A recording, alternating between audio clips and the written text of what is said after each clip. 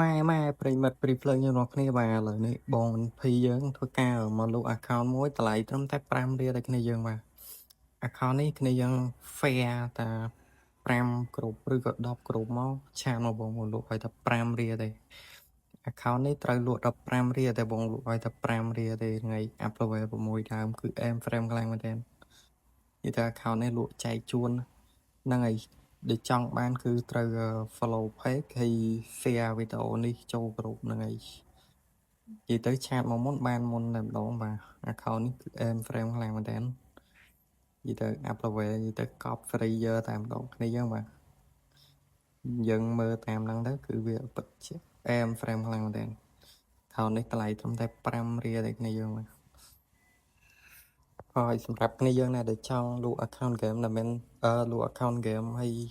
ដែលប្រើ page ក៏ទុកចិត្តគឺអាចឆានមកបានបាទសេវាធូរៗដូចគ្នាយើងបាទ